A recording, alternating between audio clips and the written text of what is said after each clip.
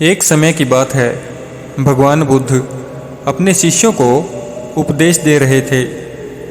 बुद्ध के सभी शिष्य बड़ी ही रुचि से उनके उपदेशों को सुन रहे थे।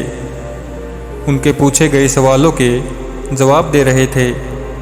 लेकिन उन शिष्यों के बीच एक शिष्य ऐसा भी था जो चुपचाप और गुमसुम बैठा हुआ था। बुद्ध ने पहले ही दिन उस शिष्य को देख लिया, लेकिन कुछ नहीं बोले।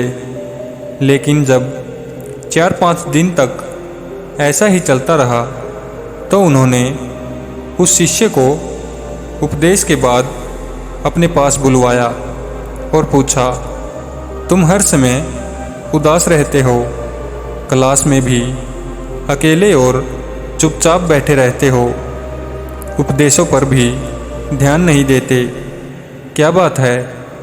कुछ परेशानी है क्या? वो छात्र बोला, मेरे अतीत में कुछ ऐसा हुआ है कि जिसकी वजह से मैं परेशान रहता हूँ, समझ नहीं आता क्या करूँ। भगवान बुद्ध ने एक बार तो उसे अपने पास से जाने के लिए बोल दिया, लेकिन उसको जाते जाते बोला कि तुम शाम को दोबारा मेरे पास आना। जब शाम को दोबारा वो छात्र बुद्ध के पास पहुंचा तो बुद्ध ने उसे अंदर बुलाकर बैठा लिया। फिर खुद रसोई की ओर चले गए और शिकंजी बनाने लगे। उन्होंने जानबूझकर शिकंजी में ज़्यादा नमक डाल दिया। फिर रसोई से बाहर आकर शिकंजी का गिलास अपने छात्र को देकर कहा, ये लो शिकंजी पियो। छात्र ने गिलास हाथ में लेकर जैसे ही एक घूंट लिया, अधिक नमक के स्वाद के कारण उसका मुंह अजीब सा बन गया। यह देख बुद्ध ने पूछा, क्या हुआ, शिकंजी पसंद नहीं आई? छात्र बोला, ऐसी बात नहीं है, बस शिकंजी में नमक थोड़ा ज़्यादा है। भगवान बोले, अरे अब तो ये बेकार हो गया, लाओ गिलास मुझे दे दो, मैं इसे फेंक देता हूँ। बुद्ध ने छात्र से गिलास लेने के लिए अपना हाथ बढ़ाया, लेकिन छात्र ने मना करते हुए कहा, नहीं, बस नमक ही तो ज़्यादा है, थोड़ी चीनी और मिलाएंगे तो स्वाद ठीक हो जाएगा।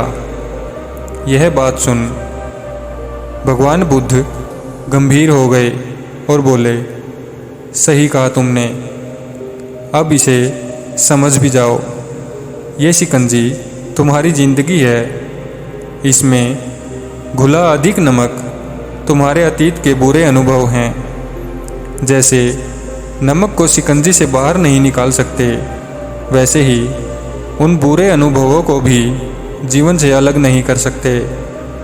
वे बुरे अनुभव भी जीवन का हिस्सा ही हैं, लेकिन जिस तरह हम चीनी घोलकर शिकंजी का स्वाद बदल सकते हैं, वैसे ही बुरे अनुभवों को भूलने के लिए जीवन में मिठास तो घोलनी पड़ेगी ना। इसलिए मैं चाहता हूँ कि तुम अब अपने जीवन में मिठास घोलो। बुद्ध की ये बात छात्र समझ गया और उसने निश्चय किया कि अब वह बीती बातों से परेशान नहीं होगा।